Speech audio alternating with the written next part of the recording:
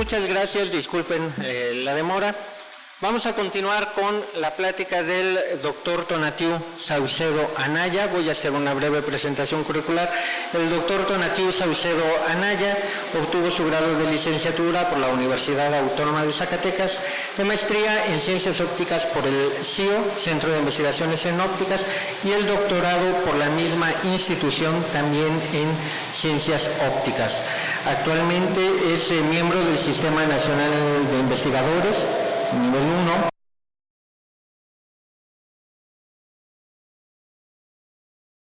Es responsable del Laboratorio de Metrología Óptica de la Unidad Académica de Física de la Universidad Autónoma de Zacatecas, donde es profesor investigador.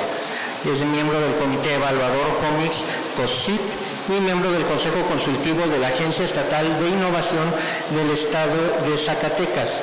Ha realizado estancias de investigación, entre ellas una en 2005 en el Institute for Technik Optik en la Universidad de Stuttgart, Alemania. Su línea de investigación es la holografía, interferometría holográfica y óptica de Fourier. Entre sus publicaciones se cuentan un capítulo del libro, 16 artículos en revistas indexadas y 5 artículos en extenso y proceedings de congreso. Ha dirigido una tesis de doctorado que se encuentra en proceso, 5 de maestría también en proceso y 13 tesis de licenciatura. Es responsable de 2 proyectos de investigación y ha impartido cursos a nivel posgrado y licenciatura. Y el día de hoy nos presenta la plática Holografía Digital para el estudio de eventos ultrarrápidos.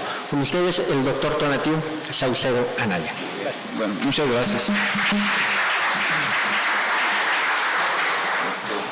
Bueno, pues gracias, compañeros. Antes de iniciar, quisiera agradecer a los organizadores de este evento por la invitación, muchos de ellos compañeros y amigos, Miguel, el amigo Jesús Muñoz, y aquí varios, ¿no?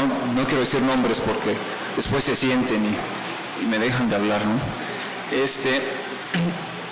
Voy a iniciar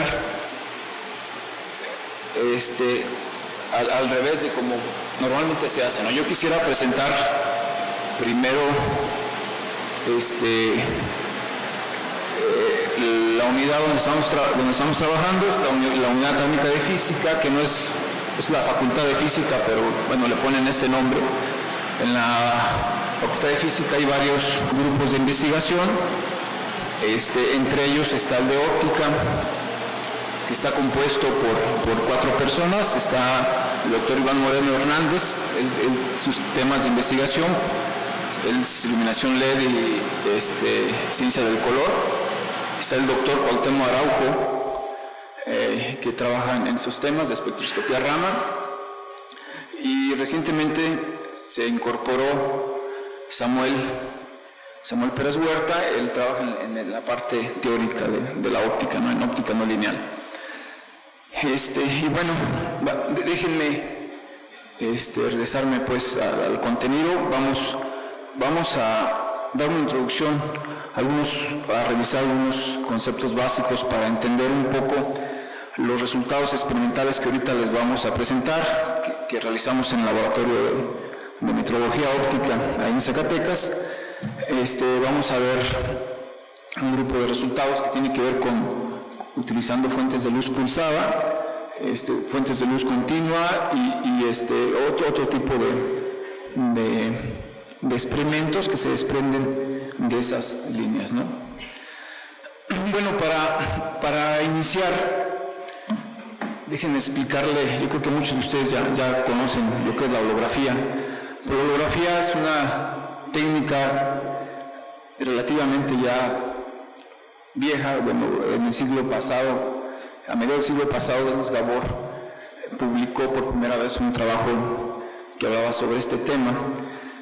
Y lo que consiste es, pues, en grabar frentes de onda de luz en una placa fotosensible, grabar ese patrón de interferencia y después reconstruirlo, ¿no? Lo que tenemos aquí es, vamos a ver, tenemos un haz láser, una fuente de luz coherente, esta fuente de luz, este haz, lo dividimos en dos. Uno lo utilizamos de referencia, y el otro lo utilizamos para iluminar la superficie del objeto, ¿no? Parte de la luz que se refleja del objeto, pues hace interferencia con este haz de referencia. Entonces aquí tenemos un patrón de interferencia al cual le llamamos holograma y tiene información codificada, pues, de estos frentes de onda. El otro proceso, eso es, que se considera en la holografía, pues es la reconstrucción. Se bloquea el haz con el que inicialmente estábamos iluminando el objeto y ahora iluminamos directamente la placa holográfica o este patrón de interferencia, y por efecto de difracción la luz se distribuye de tal forma que reconstruimos la imagen tridimensional de lo que es el objeto. Quizás una de las aplicaciones más importantes que se empezaron a surgir después de la invención de la holografía y del láser, porque permitió llevar a cabo este tipo de experimentos, fue la interferometría holográfica. En la interferometría holográfica lo que se hacía es que una vez que se grababa un frente de onda plano, podría uno comparar ese mismo frente de onda plano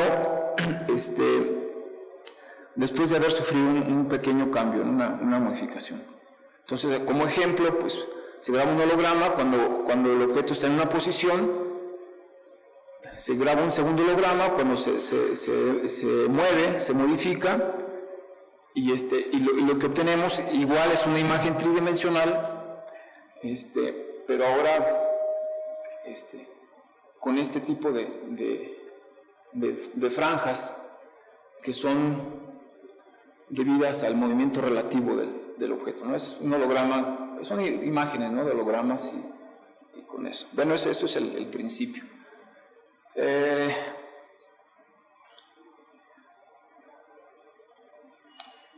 Con la invención de las cámaras SD, el aumento en las computadoras, en los procesamientos, pues fue posible llevar este tipo de arreglos a medios electrónicos, y con esto, bueno, se potencializó, más bien se impulsó el desarrollo de este tipo de técnicas de manera importante, ¿no? Entonces se insertan componentes optoelectrónicos a los sistemas tradicionales holográficos. El proceso de reconstrucción holográfico, en donde consiste en obtener la amplitud y la fase de estos frentes de onda, se realiza a través de algoritmos en la computadora. Se permite grabar y reconstruir una gran cantidad de hologramas digitales, evitando, entre otras cosas, el arduo y tedioso trabajo del revelado de películas holográficas. Es decir, antes de esto, pues lo que se tenía eran placas fotosensibles, se generaba este patrón de interferencia, se tomaba la placa, se llevaba al cuarto oscuro, se revelaba y se volvía a poner en su lugar. Y este tipo de procesamientos pues eran muy largos y tediosos. Ahora con las cámaras SD, pues eso era casi en tiempo real, ¿no? Podíamos grabar un número significativo de hologramas. Y aquí, bueno, una imagen un poco para describir lo que les digo. En lugar de tener estas placas fotosensibles, pues se cambió a cámaras SD. Bueno, el láser es igual, emite su objeto, hace referencia. Se empezaron a utilizar fibras ópticas para confinar este tipo de arreglos, y todo el proceso de reconstrucción y obtención de la fase pues se hacía con algoritmos en la computadora, ¿sí? Bueno, volvemos al tema de la interferometría holográfica digital. Ese es un dato importante. A diferencia de la holografía digital, en la holografía digital nos interesa reconstruir completamente el frente de onda de luz, es decir, nos interesa reconstruir la amplitud y la fase de este frente, de esta onda. En interferometría holográfica nos interesa la diferencia de fase de estos dos hologramas que grabamos para compararlos, ¿no? Esta es una expresión en donde esta diferencia de fase la asociamos con un número de onda y una diferencia de camino óptico, y que esta está asociada a una gran cantidad de fenómenos que podemos analizar, ¿no? Desplazamientos, deformaciones, esfuerzos, temperaturas, índice de refracción, en fin.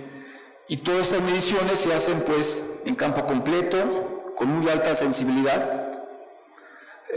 Son técnicas no invasivas, es decir, la superficie que iluminamos, obtenemos información completa de esa superficie, son no destructivas, no necesitamos dañar al objeto de muestra o quebrarlo para poder interrogar qué propiedades físicas tiene, ¿no?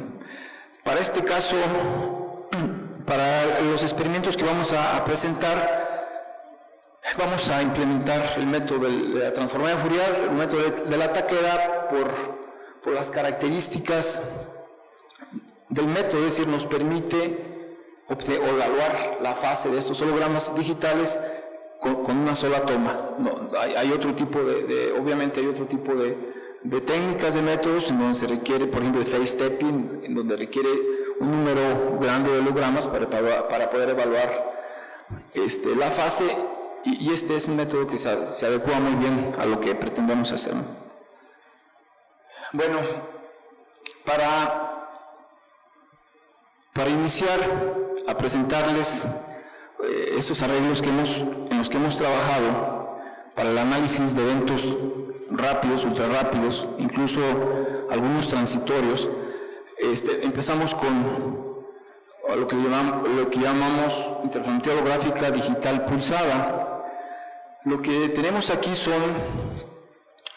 lo que requerimos son fuentes, son dos pulsos con cierta coherencia, que se generan cuando tenemos láseres que emiten un umbral, y a ese umbral le podemos sacar dos pulsos, incluso se le puede sacar hasta 4 pulsos coherentes para hacer interferometría. Entonces, nosotros no hemos utilizado con 4, pero con 2 lo hemos trabajado. Estos pulsos son muy delgados, en orden de nanosegundos, pero la separación entre ellos también es muy corta, está en el orden de los microsegundos, ¿no? Una de sus ventajas pues es eso, ¿no? Que podemos analizar eventos de este orden de rapidez. Se pueden usar cámaras de alta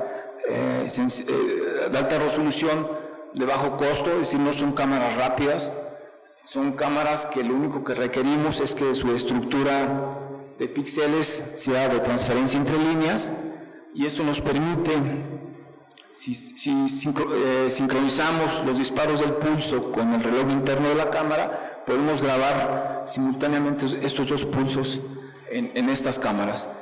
Y las desventajas, pues, será que son los dos estados de movimiento podemos registrar, requiere 2 pulsos de luz de muy alta energía. Esto un poco nos pone limitantes cuando queremos analizar material biológico o materiales que pueda dañar pues esta radiación, y es indispensable la sincronización, ¿no? Necesitamos equipos con cierta sofisticación para hacer esto, ¿no?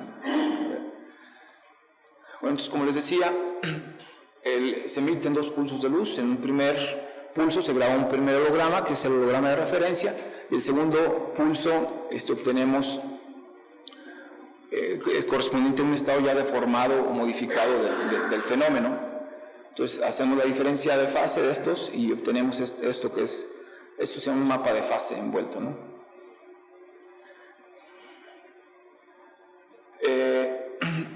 Este primer trabajo fue en el análisis de los modos de vibración de esta placa circular. Este es un láser pulsado, emitimos los 2 pulsos, hay un shaker, hay un vibrador mecánico que se sincroniza con los disparos del láser, con el reloj interno de la cámara, ¿sí? Con la adquisición de cuadros de la cámara, para que todo, tanto el estímulo como la captura y la emisión del láser estén en sincronía. Y esos son esos son mapas de fase correspondiente a distintos modos de vibración. Déjame ver aquí. Aquí tengo una segunda representación de. Estos son modos que. Nos faltó aquí una barrita de colores. El máximo desplazamiento que sufren esta placa está por debajo de las 5 micras, y bueno, esto lo podemos visualizar con la técnica. Hemos utilizado este tipo de arreglos para hacer estas pruebas en lugares de difícil acceso. Le hemos añadido fibras, en este caso es un endoscopio, y con el endoscopio, ponemos así como ejemplo este bote. Lo utilizamos para detectar defectos internos en la superficie. Aquí metemos una fibra que ilumina, y la luz que se refleja pues se va a través de este tubo, ¿no? Y bueno, son resultados que hemos obtenido. Eso también se probó, digamos, para la bomba del láser que teníamos ahí, la bomba del agua. Entonces podemos también detectar deformaciones en estas superficies. En tejidos vivos, los dedos de un compañero, los movimientos, digamos, que sufre simplemente que hay entre dos pulsos. Los movimientos que hay entre estos dos pulsos. Bueno, la otra serie de experimentos que vamos a presentar tienen que ver con el uso de láseres o de un láser con luz continua, y entre sus ventajas es que nos permite medir un número muy grande de hologramas, es decir, podemos registrar el historial del evento.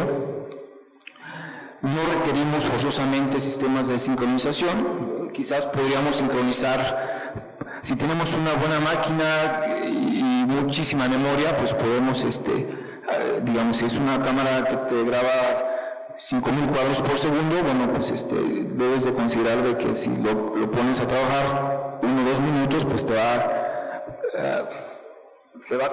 a saturar ahí la memoria, ¿no? Entre las desventajas, pues se requiere de fuentes de luz láser de muy alta energía por varias razones. Primero, las cámaras rápidas generalmente tienen el píxel más grande, la superficie del píxel es más grande, y cuando trabajamos con fuente de luz coherentes, iluminamos una superficie ópticamente rugosa, pues se genera el efecto de speckle, y para poder resolver el speckle pues requerimos que el speckle sea de un tamaño considerable al tamaño del píxel, y esto, bueno, pues hace que requiramos mucha más energía, y es equipo costoso, ¿no? Las cámaras rápidas están por encima bueno, ahorita más, ¿no? Con el dólar que está por las nubes, pues unos 2-3 millones de pesos. En fin. Entonces les decía, podemos grabar un número grande de hologramas, podemos tener el historial de lo que está sucediendo, incluso podemos comparar estados entre tiempos que nos interesen. Y una de las aplicaciones que le dimos fue para analizar las deformaciones de un hueso cuando lo fracturábamos. Entonces, se va como, es un impacto que le damos al hueso, pero se ve cómo va cómo se va comportando cuando se está fracturando.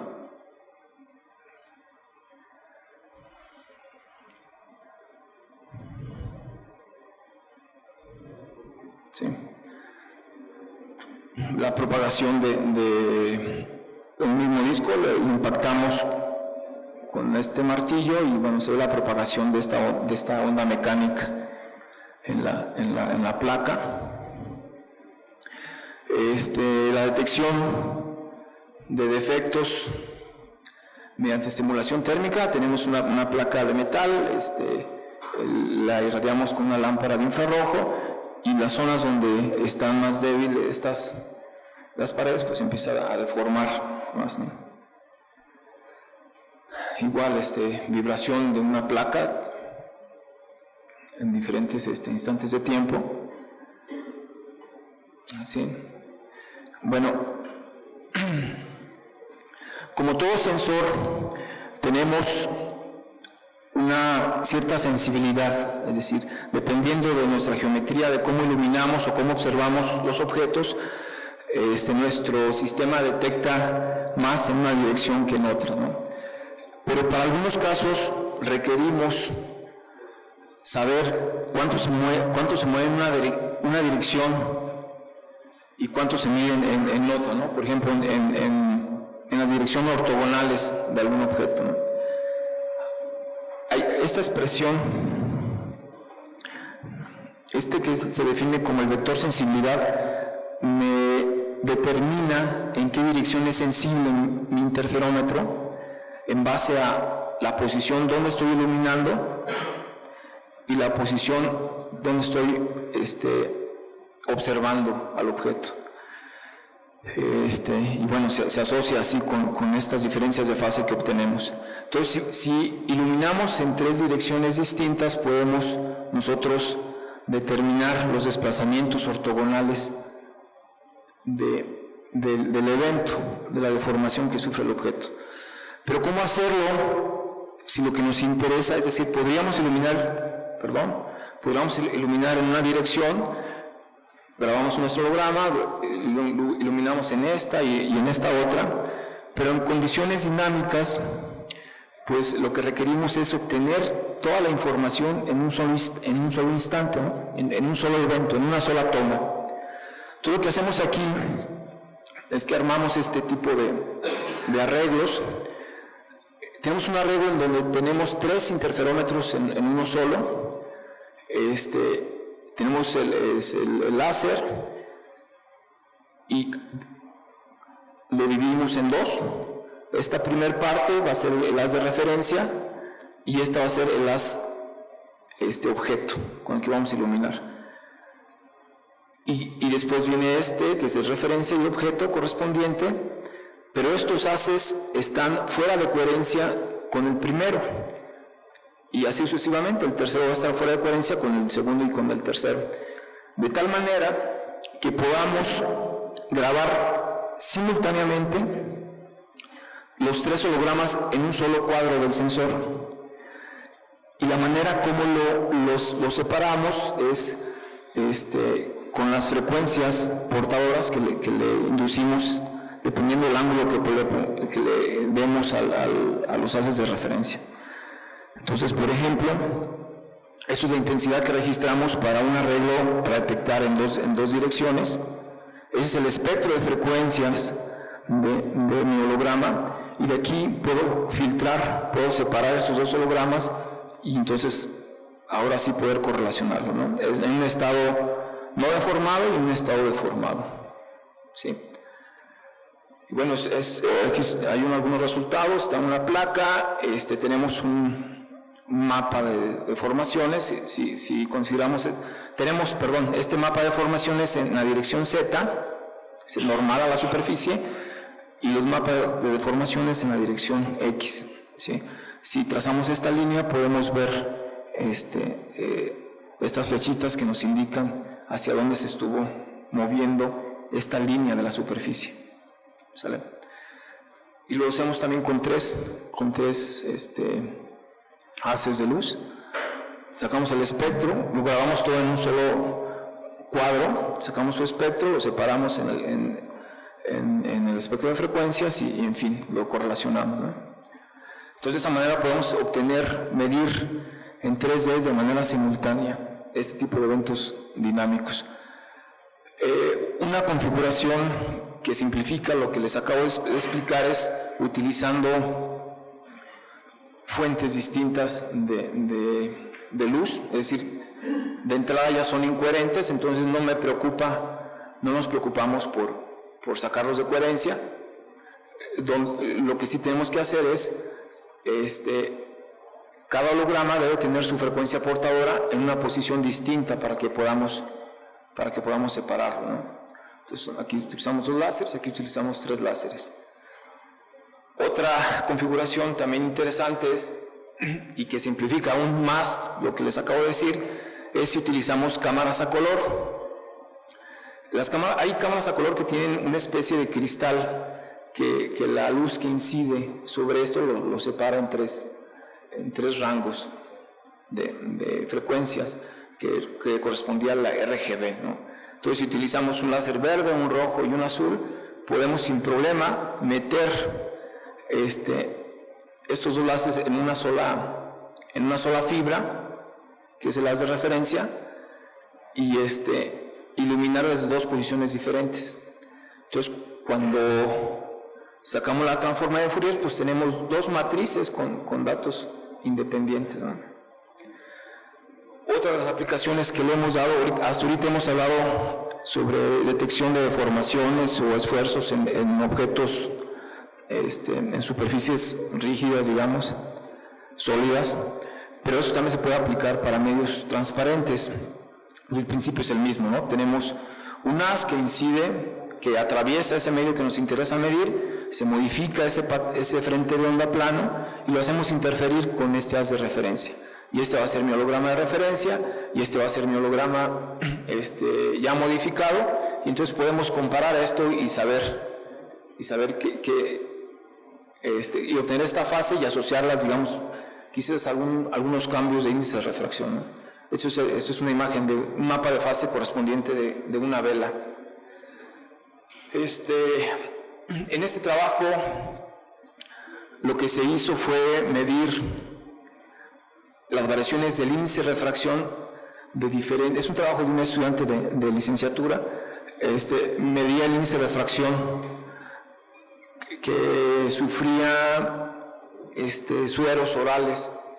Compró varias marcas y se puso a analizar qué tanto cambiaba, con el ánimo de poder asociarle alguna propiedad biológica o no sé, ¿no? Pero a través del índice de refracción. Entonces, este tipo de sistemas que armó pues tiene una sensibilidad hasta el 5º orden después del punto decimal. Aquí uno de los problemas que teníamos era cuando teníamos estos resultados, por la geometría del tubo que tenemos aquí, se generaban franjas, o más bien, sí, franjas de alta frecuencia que no podíamos técnicamente utilizar para desenvolver esto. Entonces, a través de un programa en donde consideraba solamente la franja central y un ajuste de curva, se podía determinar a qué índice de refracción correspondía por medio de la diferencia de camino óptico que correspondía a esa longitud de onda. Otro fue el medir perfiles de concentración de 2 soluciones. Lo que teníamos aquí era agua destilada, y aquí teníamos una solución de cloruro de sodio a muy baja concentración, también déjame ver si por aquí puse el dato, perdón, 0.02 molar, 0.02 molar. Y entonces podíamos nosotros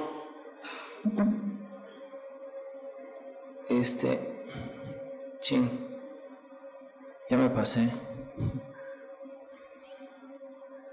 Bueno, no sé cómo.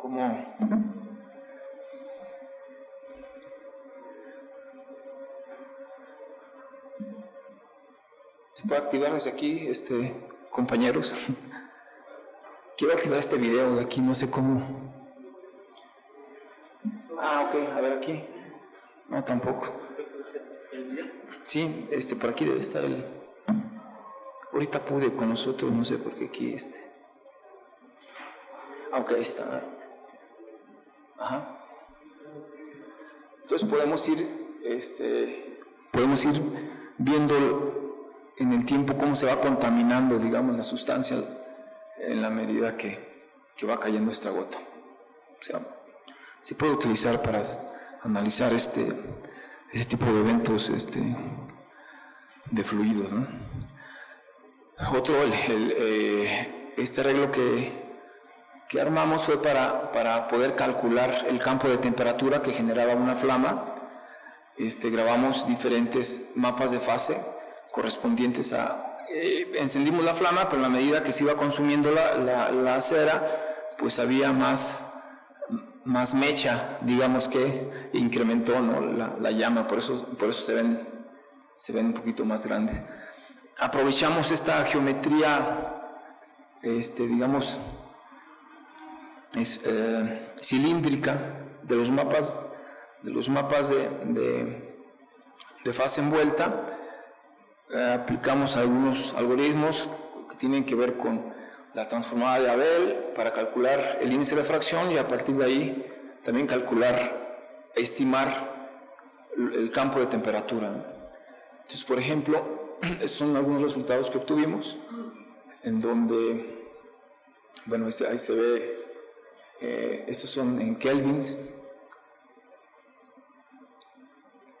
la temperatura que supuestamente, bueno, no supuestamente, estamos obteniendo ahí, ¿no?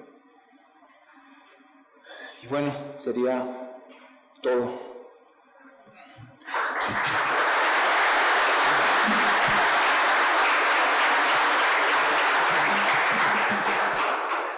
Gracias, agradecemos la participación del doctor Tonatiuh Saucedo. Pasamos a la sesión de preguntas. ¿Alguien tiene alguna pregunta? Sí. Sí. Yo veo que usted casi todo refiere a la diferencia de fase. La amplitud, ¿qué información sacan de la amplitud? ¿Qué información sacamos de la amplitud? Ajá. Nada. Bueno, ¿qué nos puede ayudar la amplitud? Porque usted tiene, en el interferograma va a tener amplitud y fase. Y la señal de la fase debe estar en el factor de estructura al cuadrado. ¿Cómo deriva la fase o cómo utiliza la amplitud? Exacto. Si queremos una expresión para describir, por ejemplo, el interferograma que grabamos, pues va a ser una intensidad que va a ser igual a la suma de estas dos intensidades de los osogramas y va a haber un término donde incluye la fase, ¿no? Pero que está al cuadrado. Que está al cuadrado si son iguales. Sí. Siempre va a estar multiplicado una función de onda por la otra. Exacto. Por lo tanto va a estar al cuadrado. ¿Cómo invierte el problema para resolver el problema de la fase? Sí, y entonces lo que hacemos ahí, en la parte de la fase, hay una componente que corresponde, digamos, a la fase de la onda que llega, más una componente que tiene que ver con una frecuencia portadora. Cuando a este interferograma le sacamos la transformada de Fourier, lo que me aparece en el espectro es estas frecuencias que constituyen la fase del objeto movida por esta frecuencia portadora. ¿Sí? Entonces, una vez que tenemos eso, digitalmente filtramos esta parte de la imagen que corresponde a las frecuencias que constituyen este holograma y le sacamos la transformada inversa. Ahí obtenemos una matriz compleja en donde tenemos punto a punto, digamos, como un número complejo, ¿no? Tenemos la parte real, la parte imaginaria y podemos sacar la fase. No sé si por ahí sí. preguntas. Lo que me llama la atención, no usan para nada la amplitud. No utilizamos para nada la amplitud.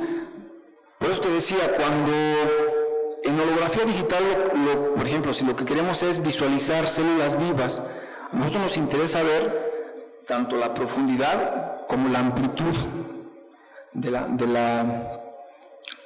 porque la amplitud estaría dada por la densidad de los centros dispersores. Exacto.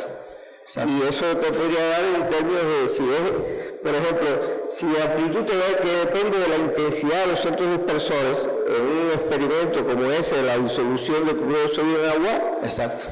La información de la concentración debe estar en la amplitud, debe haber información de la concentración de la amplitud, porque la amplitud depende de la densidad electrónica de los centros dispersores de la luz. Ajá. Nosotros esa información la obtenemos de la fase. Si va un haz de luz y pasa, digamos, por un medio donde tiene cierta concentración, la luz va a sufrir un cierto frenado que lo va a trazar respecto a un haz que ya hicimos pasar cuando no estaba.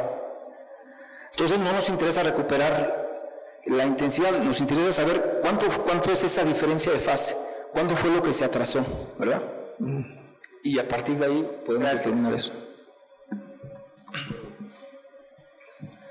Sí, son dos preguntitas. Una, ¿qué resolución se puede lograr en estas mínimas, ¿no? O sea, ¿hasta cuánto pueden, lo más pequeño que pueden hacer estas representaciones? Esa es una.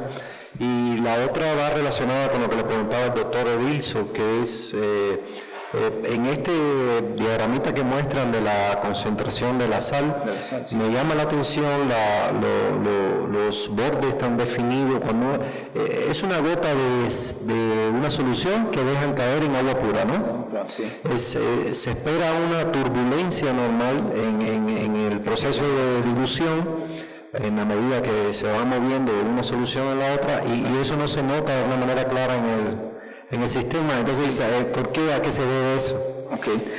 Bueno, primero, la resolución depende de los sistemas de grabado. Si tenemos una cámara que tiene un número muy grande de píxeles y los píxeles son muy pequeños, pues podemos alcanzar una muy buena resolución. Incluso si, por ejemplo, los experimentos que hicimos, generalmente es con luz verde, con 532 nanómetros, pero si le bajamos la longitud también podemos aumentar la resolución. En fin, hemos logrado una resolución de lambda sobre 30, por ejemplo, en los desplazamientos, que son ya en fracciones de micras, ¿no? Nanómetros, esos desplazamientos. Ahora, este video que presentamos aquí, hacemos una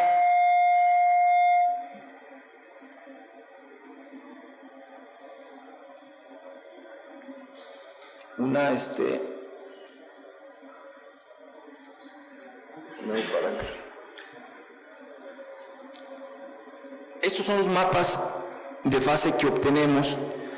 Tenemos este tubo de vidrio, lo llenamos con agua destilada y después le inyectamos, grabamos un holograma de referencia que me va a servir para comparar el resto. Grabamos un segundo holograma, se empieza a grabar cuando esta gota empieza a caer, y son estos, ¿sí? O sea, de comparar el primer holograma con los subsecuentes. Para obtener esto, supusimos que los líquidos son inmiscibles, que no se mezclan. Y lo único que estamos detectando bajo esta consideración es la variación de la concentración del fluido, ¿no? Que va cayendo. Obviamente me imagino que hay efectos de disolución, ¿no? En la medida que va cayendo, pero bueno, es algo. Hubiera sido muy interesante comparar esto con, por ejemplo, una gota de la misma solución, una minúscula cantidad de líquido. Es una observación visual óptica. Exacto. Ningún fenómeno, se puede hacer una comparación de la información de esa misma carga. Pudiera ser interesante. Sí. Muy interesante. Sí, aquí lo que estaban buscando es que ser una alternativa a estas técnicas, o sea, que al final cuando son invasivas, ¿no? Le pones tinta y se ve. Pero aquí lo que hacemos es atravesar luz y obtenemos esta información sobre el fluido, ¿no?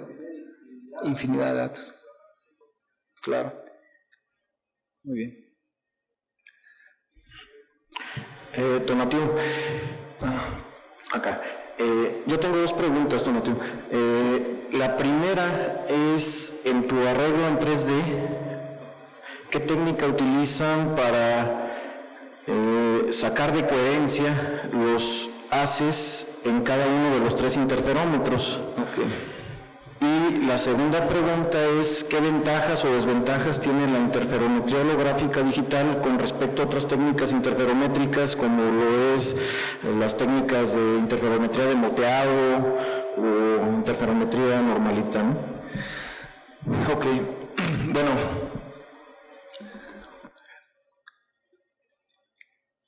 generalmente este tipo de equipos tienen un dispositivo electrónico que le llaman el CIDER, un sembrador, que lo que hace es que incremente la coherencia de mis pulsos a una longitud considerable, ¿no? De 10 o 15 centímetros. Pero cuando apagamos ese CIDER, mi láser tiene una coherencia de que será de 1 centímetro, ¿no? Entonces, primero eso es una limitante, ¿no? Para poder hacer este tipo de arreglos, el área que puedo analizar, digamos, el diámetro no puede ser más allá de 1 centímetro, porque si no salgo de coherencia y ya no tengo interferencia. Y lo que hacemos es de que el camino que hay de aquí hasta acá supere esa longitud de camino óptico, ¿verdad?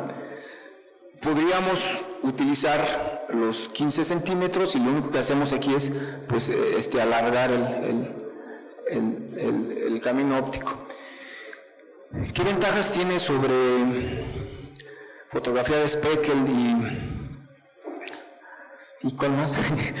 Slering y todo eso, ¿no? Bueno, yo digo que cada técnica responde a ciertas particularidades de ciertas fotografía de Speckle no la conozco bien a bien, no sé cuál sea su resolución. Lo que sí veo es de que esta técnica sí está limitada a cambios muy pequeños, ¿no? O sea, una variación aquí de medio centímetro ya no lo podemos detectar, ¿no? Entonces a lo mejor pudiera existir un arreglo muy similar, pero podría ser, por ejemplo, con luz estructurada, ¿no? Con proyección de franjas que te da ya esa sensibilidad que se requiere, ¿no? Exacto.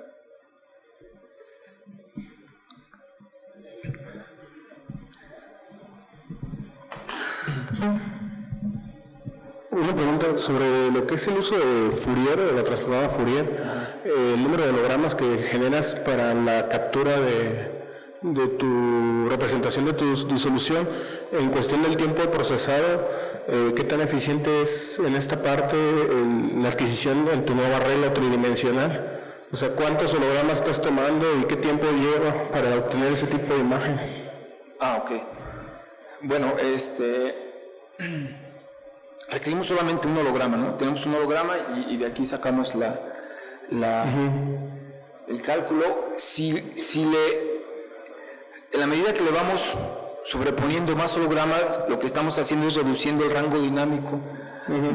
O sea, ya no tenemos los 255 niveles de gris para un solo holograma, lo vamos dividiendo. Si son 2, pues ya va a ser la mitad de eso. Entonces, esto nos empieza pues a generar más ruido en la medida que vamos aumentando el número de hologramas.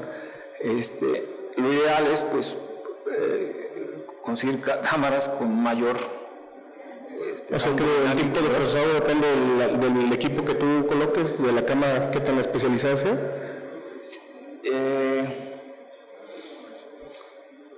Habría que preguntarle aquí a los cosmetólogos. En cuestión, por ejemplo, del procesamiento de los hologramas tridimensionales que tienes, ¿qué tan eficiente es el uso o qué cantidad de hologramas necesitas para llegar a esa resolución que tú tienes? Para detectar esa diferencia tan pequeña. Porque lo haces por diferencias, ¿no? Vas obteniendo cada diferencia, cada holograma superpuesto. A ver, es que no te entiendo bien la pregunta. A ver, estoy con...